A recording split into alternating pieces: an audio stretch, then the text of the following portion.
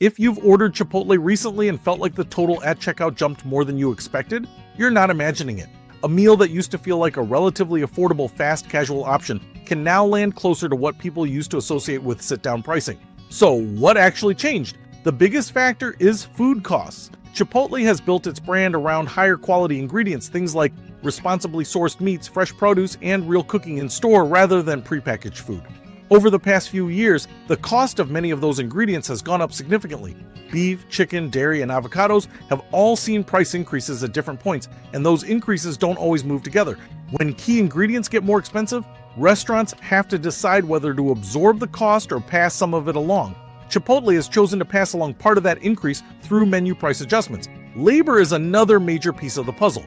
Restaurants across the country have had to raise wages to attract and retain workers. That includes hourly staff in the kitchen and on the line, as well as management. At the same time, staffing shortages and turnover can increase operating costs even further. When labor becomes more expensive, that cost has to be accounted for somewhere, and menu prices are one of the main ways to do that.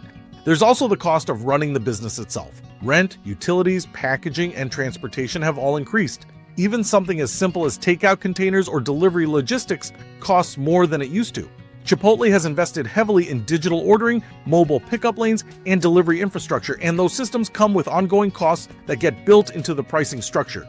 Another factor people often overlook is portion consistency. Chipotle has always been known for relatively generous portions, but as costs rise, there's pressure to manage those portions more tightly.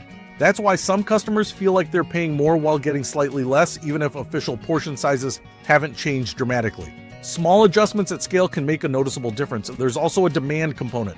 Chipotle remains extremely popular. When a brand has strong demand, it has more flexibility to raise prices without losing a large number of customers.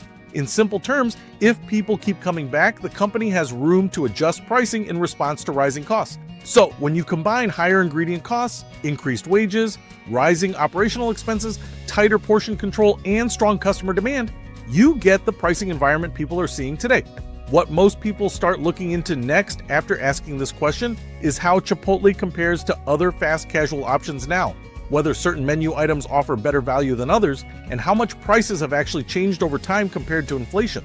Because the experience hasn't changed dramatically, but the cost of delivering that experience has, and the menu reflects it.